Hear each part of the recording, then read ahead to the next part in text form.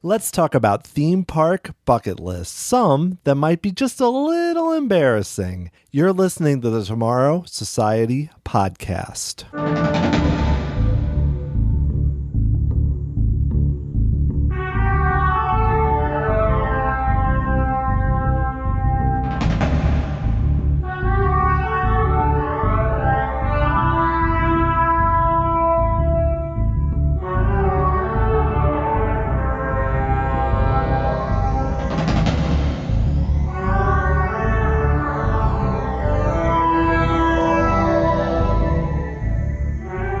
Hey there, everyone. Thanks so much for joining me here on this episode of the Tomorrow Society podcast. A few weeks ago, I had a chance through doing a work trip. I had a few hours free and was in the Pittsburgh area. And as theme park fans do, I looked around to find out, were there any amusement parks nearby? What could I do during these few hours after I arrive? And I found Kennywood, which is a very old amusement park with some really cool looking roller coasters. So I planned out a few hours to sneak in before I actually had to do my work the next few days.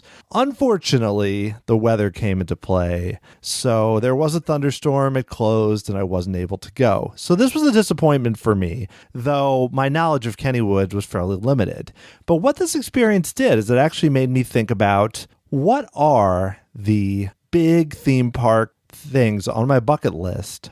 What experiences do I want to do sometime in the future? Whether it's a year or two from now, whether it's 10 years from now, whether it's never. What would be on my bucket list? And I know that theme park fans, we all have our mental list of, okay, at some point I'm going to go there. Something will work out either with timing or with money. And that's generally the idea I was looking for here in putting together this podcast. I put together 10 choices that to me are a good summary of my theme park bucket list. Some of them are things I will likely get to in the fairly near future. Others are a little less likely, but I tried not to turn them all into pipe dreams. I didn't think, okay, let's pick one in England, one in Dubai, one in France. There is some reality into play, but still I wanted to have fun with it, so there's a nice mix here, and I'm excited to bring them to you. And also I tried to focus beyond Disney. Not just looking at, because I could easily list 10 things at Disney World or Disneyland that I would love to do, particularly when you're talking about resorts and restaurants. I'm looking a little beyond that. I'm not listing specific hotels or restaurants. It's more either experiences or attractions that really stand out to me and are something that I would almost do anything to be able to do. This is kind of a continuation of things I talked about in my first podcast, the introduction, and also a bit in the Extinct Attractions podcast, where I was just giving you a little bit more about me and my feelings on the parks and my history, because all of that does come into play when I'm doing my typical interview podcast. So I'm really excited to bring you this list. I would love for this to become a dialogue where you guys through Twitter, email, Facebook could also give your list, because I suspect there is some overlap, but they're likely very different for each of us. Before I get to the list, I did want to mention a few quick things. One, if you want to find out how to help the show, there's two great ways to do so, and they're both really easy. The first is through iTunes. Leaving a rating and review helps me so much because a lot of people don't know about the show yet, and I would love for them to find out about it. So if you are a listener to iTunes, Apple Podcasts, you can go to tomorrowsociety.com/subscribe. And right there, you can leave a rating or review. And if you haven't, you can subscribe to the show. The other way is through Amazon. If you go to tomorrowsociety.com/Amazon and click through that link, anything you purchased, I get a small part of it to help support the show and help possibly to meet this bucket list that I'm putting together. It's no different what you're paying. It's just a small way to help support what I'm doing on the show and future episodes that I'm going to put together. So without further chatter, let's get to it. Let's talk about my theme park bucket list.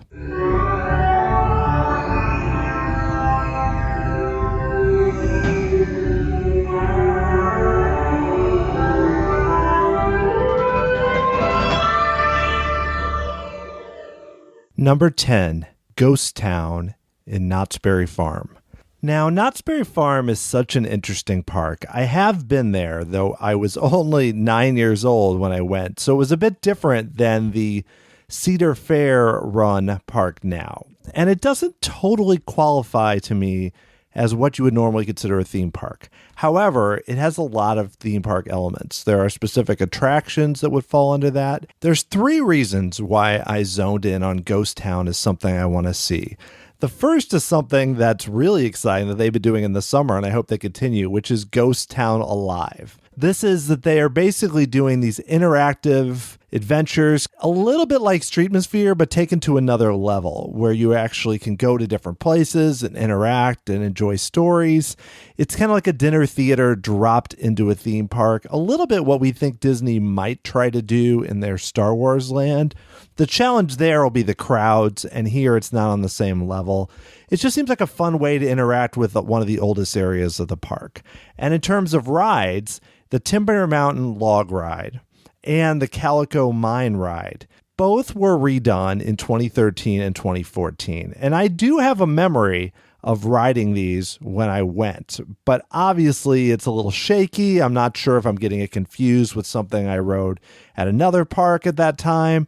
But both have so much history, opening up in the 1960s, and now that they've been redone recently, also are using high-tech animatronics and setting up really cool show scenes, one with a log flume, one that actually helped to inspire Splash Mountain, and then the other with a mine ride that sort of has a similar feeling to what the mine train through Nature's Wonderland would have been like before it closed at Disneyland. Both of these attractions have so much history. They're themed, immersive attractions, and it's just, I love log flumes and I like trains. So it's an easy draw. That would be the highlight for me, to get to Knott's Berry Farm the next time I get to Disneyland, which I hope will be next year, and to see these attractions. There are also some other attractions at Knott's Berry Farm that I'm excited to see, particularly Mystery Lodge, which is one of those, I've heard the audio from it, and I still can't picture exactly what it is in terms of the Pepper's Ghost effect. And it's one of those theme park shows that are becoming rarer and rarer as we get to more high-speed thrill rides and IP. And then they recently added Voyage to the Iron Reef, an interactive 4D ride, which I don't think is the most high-tech thing you'll ever ride, but also seems really cool. So all of that together puts Knott's Berry Farm, especially Ghost Town, but the park itself, at the start of my bucket list. Number 9, take a backstage Disney tour. It's pretty amazing given my interest in the history of Disney World and Disneyland that I've never splurged and actually taken a tour behind the scenes. And I think the biggest part of that is being in Missouri. I'm not someone who gets to the parks super often. It might be once a year.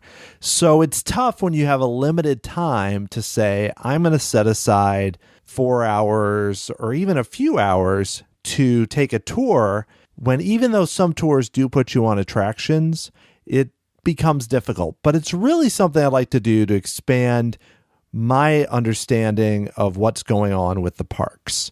And when I say tour, I don't mean the VIP tours. I'm not looking for a special guide who gets me on the rides without having to wait and spends an insane amount of money. That does not interest me. I don't need to feel like I'm being pampered and part of the 1%. That is another challenge with the tours. A lot of these are very expensive, especially when you're talking about when I'm with a family. So this almost would be a case where if somehow I was at Disney World myself or just with my wife, where you would take it where it wouldn't be such a high cost. Because, so for example, you have tours that might range around $100, like the Walk and Walt's Disneyland Footsteps tour at Disneyland, $109. It's for all ages, and that's the adult price, but you're talking a lot of money for some to go behind the scenes along with what you're paying to get into the parks. So that's the challenge. But with all of that said, I feel like it would be worth it. Most Disney fans that are on the level that I am have done some of these tours, and I think it really does help you to appreciate things more. If nothing else, I'd love to do the behind the seats tour at the land. That one is a lower cost, and the land is such a fascinating pavilion to me, given its how close it is to what it was originally with Epcot Center, and how it hasn't moved as far along. And there's a lot of good examples. The ones that interest me the most, like the Keys to the Kingdom tour at the Magic Kingdom, the 5-hour tour there, I think would give a lot for me to help understand it better. And of course, being such the Epcot fan that I am, the Undiscovered Future World Tour would be hard to miss. But other things that interest me have to do with the animals. We stayed at the Animal Kingdom Lodge, and the Starlight Safari seems like something that would really add a lot to our trip. We haven't done it mainly because it's not for younger children, but I would love to take them on that, possibly when they get a little older. The Wild Africa Trek is very expensive, but whenever we ride the safari, seeing people doing that and enjoying it is something that really excites me. Anything that connects to the history of the park, whether through Disneyland and what Walt did there, or Epcot, or even helps to show behind the scenes how things work at the park. I would love to see the behind the scenes at the American Adventure. I've seen pictures, I've seen videos. It's not the same thing. And also at the Living Seas. Those are pretty high priced, but the Dive Quest or Aqua Tours, that's something that would be an experience that you would likely only do once, and it would probably stick with me for a really long time. Number 8, Pandora, the World of Avatar. This is likely the most obvious choice on the list, and probably one of the items I would check off first, given that really all I have to do is schedule another trip to Disney World. How hard is that? We did go in March, and so we just missed the opening of Pandora by a little over 2 months. And I love Disney's Animal Kingdom. I didn't always love it. It took me a while to get it. But once I started going and moving slower, which is what happens when you have kids, I really understood what made the park click. It wasn't as much about the attractions. It's just a fun park to be in, especially when it's not super hot out. And that's what excites me about Pandora. The attractions look interesting, but I'm excited as much just to walk through that land, a new land at Disney World. We haven't had that many, if you don't count kind of what happened in Norway with Frozen Ever After. I cannot wait to see what they've done in this entire area. Generally been positive reviews so far. I know that the photos might oversell it a bit, but I'm still excited to see what they've done with that area. Of course, Flight of Passage, which I have avoided watching any videos of Flight of Passage or really of the Navi River journey besides the original look at the animatronic, because I don't want to have it spoiled. I want to have the experience of going into Flight of Passage and not really even understanding what I'm going to be riding. I've listened to tons of podcasts and obviously read articles, but if you avoid spoilers, that's going to make it more exciting for me. I can't wait to go eat at the Satuli Canteen and check out some of the odd drinks that are in the area. I want to experience it all. Given how much, I know I'm in the minority, I liked Rivers of Light, I'm very impressed already with what they've been doing at Disney's Animal Kingdom. I'm excited to see just the new things that they have at the Animal Kingdom. But more than that, what Joe Rohde seems to have created and all the Imagineers in this land, it looks like at least that it fits very well in the Animal Kingdom. And when you're zoning in on IPs and how to put them in parks, there is always that question of, is this going to seem right? If I turn left at the path near where I usually would go, where Camp Minnie Mickey was, and go that way, am I going to feel like this is naturally part of the Animal Kingdom? Everything I've seen so far seems to indicate that. And that's why I'm excited to do this. It's not that embarrassing, really. I know I mentioned that at the top of the show that I haven't been there because it's only been open for about, a little over 3 months.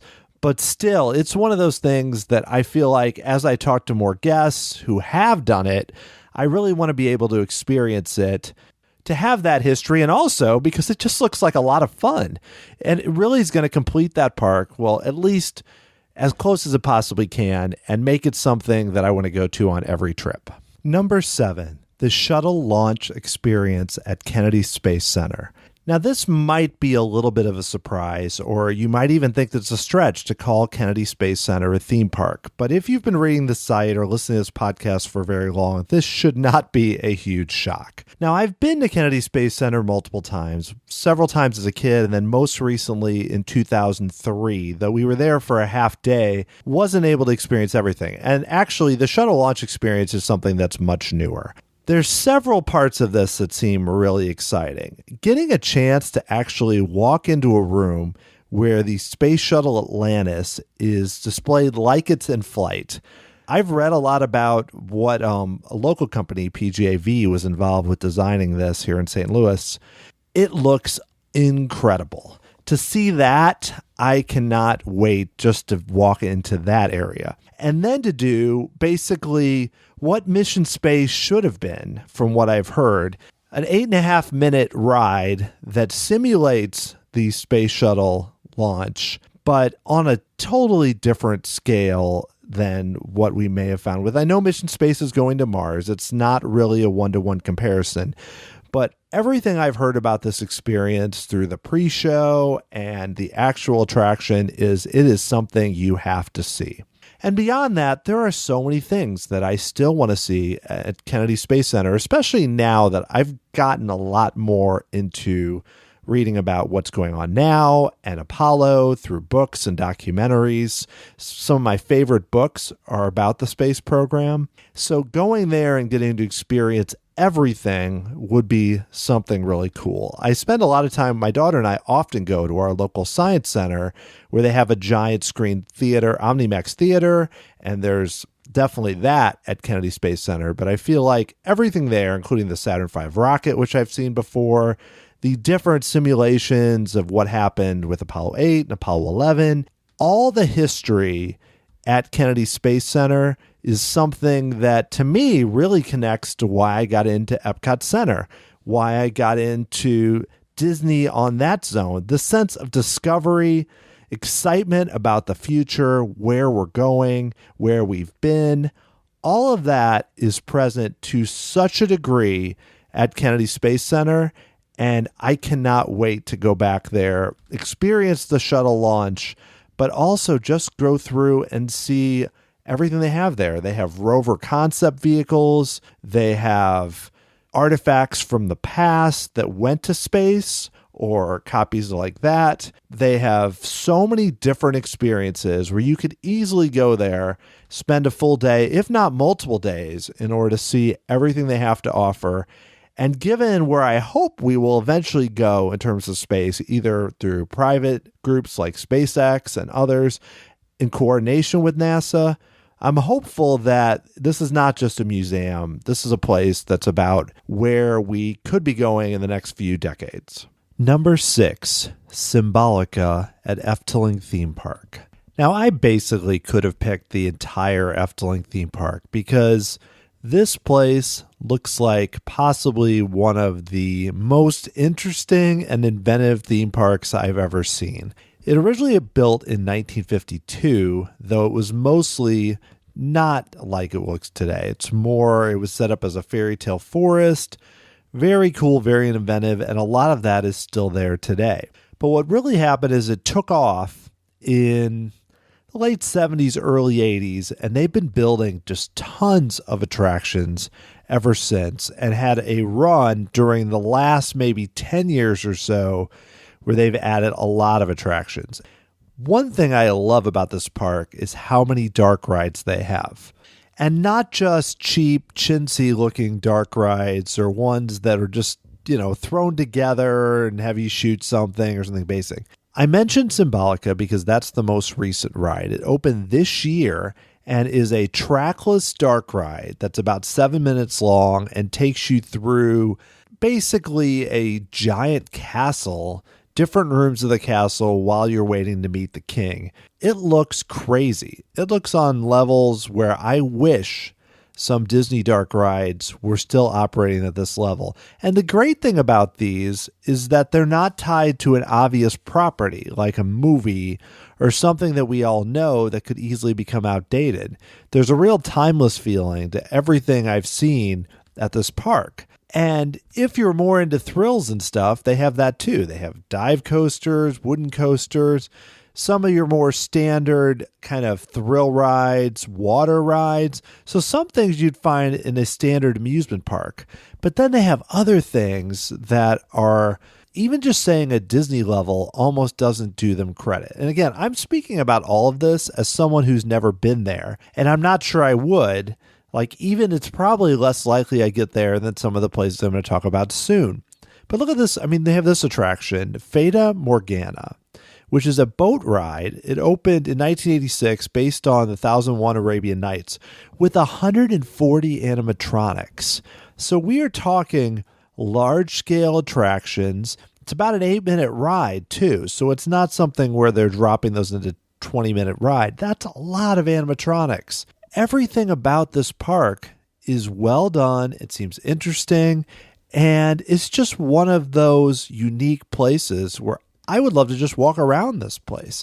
Everything I've heard from the few theme park fans that I've read blogs and podcasts and other things is how amazing this park is. And it's something that you just have to see. If you ever find yourself in the Netherlands in the right area, Efteling is something that I am sure you would enjoy, and I could not imagine getting the chance to see it. So it's on my list as one of those unlikely choices, but it's great to dream about seeing it. Number 5, Cars Land at Disney California Adventure. This is one that falls into more embarrassing territory. And it's not embarrassing that anyone would not have seen Cars Land who's sort of into the parks. But, for somebody who's doing a theme park podcast, it is a little bit unlikely that I haven't gotten there yet. The last time I was at Disneyland was in 2012, which was the year that Cars Land opened. I was there in May 2012, and Cars Land opened just a little bit later, so I was very close to making it to see Cars Land, but just got there a little bit on the edge of when the actual opening dates occurred, which was later that summer. From everything I've heard, I'm not a huge fan of the Cars movies. I thought Cars 3 this summer was better than I expected, but still just kind of okay. So it's not that I feel like it's on my bucket list because I have to visit Cars due to some connection with the movies. I mentioned this earlier with Pandora, that when Disney's making a fully immersive land, we're seeing more coming up soon with Toy Story and then especially with Galaxy's Edge for Star Wars. But to do this, and before Cars Land, they hadn't really done lands like this on this scale, or even attractions on the scale that often. DCA really needed it.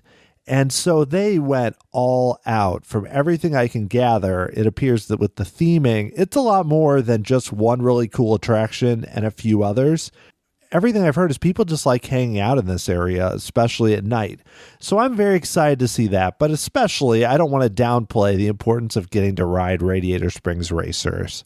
I love the test track technology, and to see it done in what's likely a more unique way is something really cool. And I've avoided watching any full ride videos. I've seen little clips here and there because I want to be surprised by a few things, especially the indoor things before they do the side-by-side racing. I'm pretty familiar with what happens, which is why I'm so excited.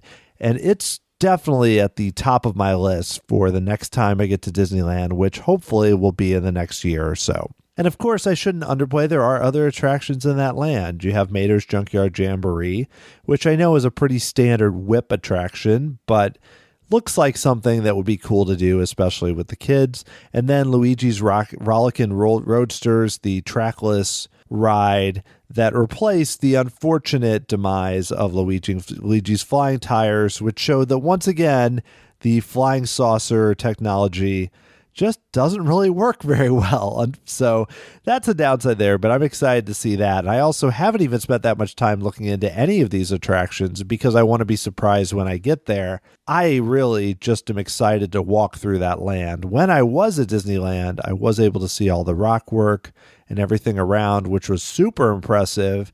And now to take that last step and actually get to venture through DCA and those attractions, I think it would be really cool. And I'm also excited to see Carthay Circle, for that matter, because again, when I walked into DCA, you hit a wall and had to walk around.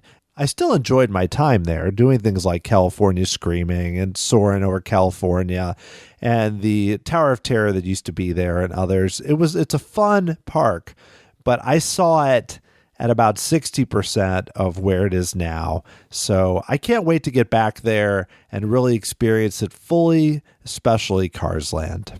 Number 4, Pirates of the Caribbean, Battle of the Sunken Treasure. We've entered the spot now where I'm going to spend time talking as much about some of the parks and what I'd love to do there as the attractions themselves. But I've tried to list out what to me are the highlights of the parks that I would love to visit and would make a beeline for if I went there. And that's definitely the case with Shanghai Disneyland, where Pirates of the Caribbean is already an amazing attraction. The Disneyland version, possibly my favorite attraction anywhere. It's in the conversation because it's so well done and the attention to detail is there. And the Florida version is still a lot of fun. And the Paris version is also no joke. So for me to get that excited about an attraction that's all over the place, it's common to see the videos. And when I heard they were adding screens, like this would be more of a screen-based attraction, I got nervous because one of the best things about Pirates of the Caribbean is all the animatronics. So you are missing that. I'm glad that we still have the other versions with so many animatronics. But as looking at this as a different take in the similar world, it seems like it looks stunning. The moment, I've only watched a few online videos, but the moment when you reach the surface and all the boats are around you and a battle's happening, that to me, if it looks that amazing just when you see it on a video, to see it in its full glory in person, I can't imagine. And some of the other moments involving Jack Sparrow and Davy Jones, particularly the Davy Jones animatronic, those all excite me. And it's cool to see Disney pushing the envelope too, because that hasn't been the case with some rides, and it gets me more excited for what they're going to do with Star Wars in terms of possibly connecting animatronics with screens, but not doing it in the same way that we've seen over and over, where you just, even like Ratatouille or something even like Spider-Man, which is amazing. Though that's an amazing attraction, but let's try something different. And another thing that excites me is just Shanghai Disneyland in general, to have an entirely new park that is doing some things very differently. The castle is very different. They don't have your traditional Space Mountain. They don't have the Jungle Cruise. They're trying a lot of different things with lands. Now, it does seem like they need to beef up their overall number of attractions, but looking at it as a place to visit for a day or so, getting the chance to go see Tron, which I haven't mentioned, one, because it's going to be coming to Florida. So in that sense, I think, okay, I'm going to get to see this in 3 or 4 years or so. But I would still be thrilled to go see it if for some reason I ended up in Shanghai. And of course, you have other things that are different that don't look as amazing, like Roaring Rapids, but it is a different Disney attraction. You also have favorites in there, like Soarin', of course, though it's called Soaring Over the Horizon. You have Seven Dwarfs Mine Train, and the Peter Pan there looks stunning too. I am really excited to get to Shanghai. Now, I don't think it's the most likely scenario, but when you're talking bucket list, having a chance to visit a new Disney park where attractions, many of them are using the latest technologies, is something that will always be on my wish list. Number 3, Diagon Alley at Universal Studios Florida. This is the one that, even more than Cars Land, that I'm really kicking myself that I haven't gotten to so far, because I have been to Hogsmeade. I was there in 2012, and it was really great. Harry Potter and the Forbidden Journey is still one of the most impressive theme park attractions I've ever ridden. I also rode that they weren't dueling anymore, but the Dragon Challenge coasters, of course, had butterbeer and had a great time. So for me, the only downside was it was fairly small, and it did stand out from a lot of the rest of the park. I love Islands of Adventure, but what they'd done with Harry Potter and Hogsmeade showed they could do even more than what was done with some of the other attractions there.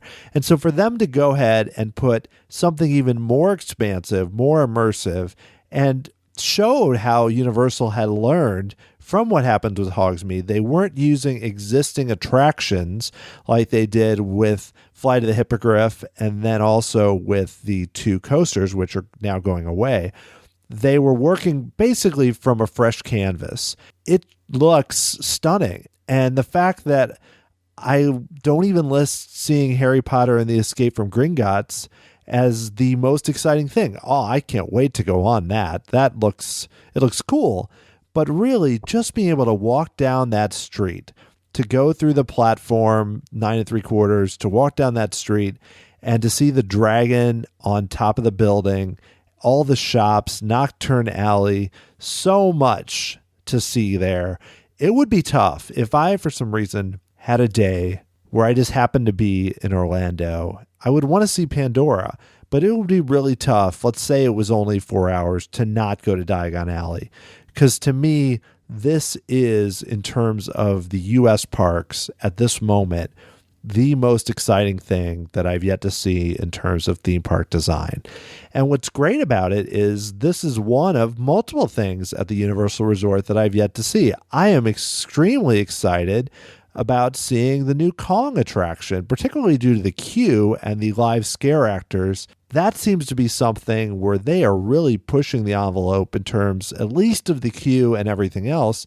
And the attraction looks cool too. I've yet to see Transformers, which opened after we were there, and Jimmy Fallon, which is another good example of Universal doing something immersive with the queue and setting it up as that open lobby which has been done before, but from what I've heard, this is at the top level of what you can do. The attraction, no one ever talks about the Jimmy Fallon attraction, which is odd, but just to use the examples. And finally, I haven't ridden Hogwarts Express, which seems to be, it's not just a little transportation or some cute way to be on the train. Each route is different back and forth, and I can't wait to ride that too. And everything I've heard from people who visited really rave about what's happening at Universal Orlando in terms of Harry Potter. And they're getting set to do another coaster, and then Fast and the Furious, and then Nintendo. There are so many things there already that I haven't visited, and it's been about 5 years since we went. So that's exciting, and it's going to keep expanding as we go along. Number 2, Mystic Manor at Hong Kong Disneyland. Now, I've mentioned that some of the other attractions that I'm really excited about, I've avoided watching the online videos because I didn't want to be spoiled about what would happen. That is not the case with Mystic Manor, possibly because it's all the way in Hong Kong, and I think the odds of me getting out there are a little lower. But what I love about this attraction is, one, it's not based on a specific IP. It connects to the Society of Explorers and Adventurers, which is always a fun thing that Disney's been doing. It's a trackless ride system, and it has elements of the Haunted Mansion without being a clone. It's its own thing. I don't know how this got through modern Disney, but to me, it seems like they take more chances with some of the overseas parks in terms of what they do. And to have this, where basically you have a different experience each time, a lot of really cool effects from what I can tell. And it just seems to be the next stage of fun rides that Disney did in the past, but with modern technology. And it's hard to explain. It's a unique thing. And that's what I want to see in my theme park attractions. So I think in some imaginary world where I was able to get to Hong Kong easily without much expense or time, Mystic Manor would be the one thing there that I would say, I will get on that. I don't care how long I have to wait or whatever. The excitement I have for that, from the theming to the effects and the ride system, It just seems like the complete package, and nothing I've heard from anyone who has ridden it has convinced me that's not the case. Now, Hong Kong Disneyland in general isn't considered by many to be one of the better Disney parks, even overseas. It kind of gets dwarfed by DisneySea and Tokyo Disneyland, and even now by Shanghai. But there's a few other things that I think I would like to do there. One is the Big Grizzly Mountain Runaway Mine Cars, which is kind of an odd mix of Big Thunder Mountain and a little bit of Expedition Everest. And I like that, again, this is something you can't find at any other park. For me, basically getting a chance to do things that aren't anywhere else is really exciting. And Hong Kong, I know, is going through a transition. They still don't really have enough super headliner attractions. They did add the Iron Man experience, which looks okay, kind of like Star Tours, but with Marvel. They are going to adjust their castle and add a Frozen Land, so it could be a case where in a few years, there's even more to like at that park. Right now, Mystic Manor stands out as the draw, and I would love to see it. Number 1, Journey to the Center of the Earth at Tokyo DisneySea. This is another case where I easily just could have picked Tokyo DisneySea in general. This is probably not a huge surprise, given where most Disney fans in the States look at overseas and think about what would be the most exciting thing for them to do. It's likely going to DisneySea. And I still think about what could have been if Disney had found a way to actually make this in California. Now, we probably wouldn't have what we ended up getting in Tokyo because the budgets would have been slashed, but we still could have had something pretty amazing. What interests me especially about Journey to the Center of the Earth is it's kind of the centerpiece attraction of the park. You have the giant Mount Prometheus, you have the test track ride system. Inside, like a dark ride with thrills, that connection is always a big draw. It just looks like something hugely ambitious and epic, yet still fun and not something that's going to make you sick. Basically a combination of what Disney in its modern form does so well. And that's just the tip of the iceberg. I feel like at this park, everything I see about this park shows that it's something completely unique and original, something on another level from any other park anywhere, basically that Disney's done or anyone else. Part of that is having other attractions that seem really interesting, including Sinbad's Storybook Voyage, which is this small world-like ride with all kinds of crazy looking scenes.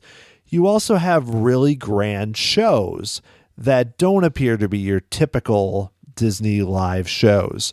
You have a cool Indiana Jones ride, which appears to be very similar to the amazing ride in California. But beyond all of that, what excites me is just having this incredible looking theme park on the water with basically very few things that are at any other Disney park. It's almost a completely unique park. It's like the opposite of some of the least exciting Disney parks, like the original DCA or the studios in Paris, where almost everything is connected to other parks. This appears to be its own unique thing, and I can't wait to see it. And it's pretty amazing that I didn't end up putting anything on this list from Tokyo Disneyland, which has its share of unique attraction, including the Pooh's Honey Hunt and the Monsters, Inc. ride, which are both unique. It has a really cool Tower of Terror. There's so much of that park. And also what interests me about Tokyo Disneyland is how some of the decor and the way it looks, though some may be changing, looks like early Disneyland and Disney World. A lot of it seems to translate from what Disney World looked like in the late 70s or early 80s. And we've seen a lot of changes in the parks here.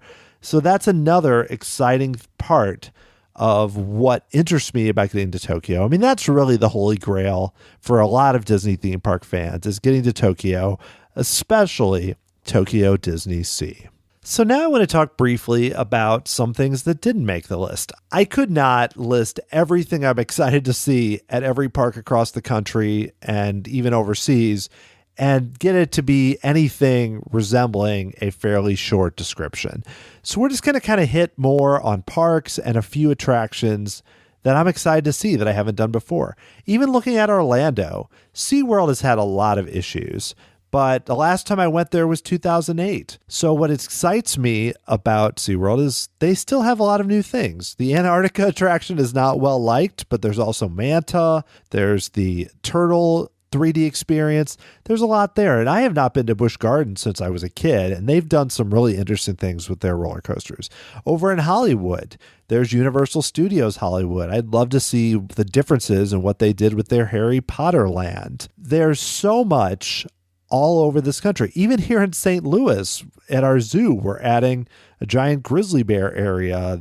Six Flags here in St. Louis doesn't do much, but we have Silver Dollar City just down the road that's adding a giant spinning coaster next year and has a few other coasters I've never been on. Dollywood, owned by the same company, Herschend, has a stunning group of interesting looking wooden roller coasters using the terrain. I would love to get out to Busch Gardens in Williamsburg to see the Curse of Dark Castle. And of course, if I'm talking about roller coasters, there is the haven for roller coaster fans in Ohio, which is Cedar Point. And that is a place that I like roller coasters. I can take a lot. I'm not sure I could take everything they're doing there. And all these examples are really just showing how much there is that even for someone like me who's been to a lot of parks, you could barely scratch the surface. And of course, talking about Disney, I should mention I have been to Disneyland Paris, but I have not seen the Ratatouille attraction, which is coming to Epcot, which is great. But there's also a Crush coaster there I haven't seen. And for me, the most exciting thing about Paris would be actually to see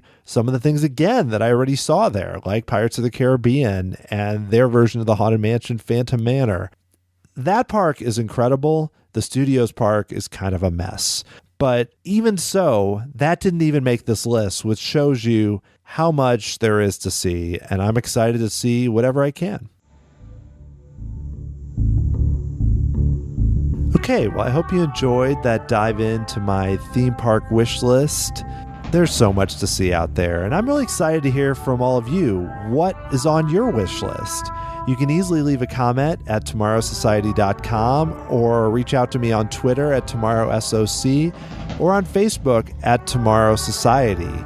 You can also email me, Dan at tomorrowsociety.com. And don't forget about ratings and reviews on iTunes or support on Amazon. It all helps to make this show what it is today. Thanks so much for listening, and I'll talk to you again very soon.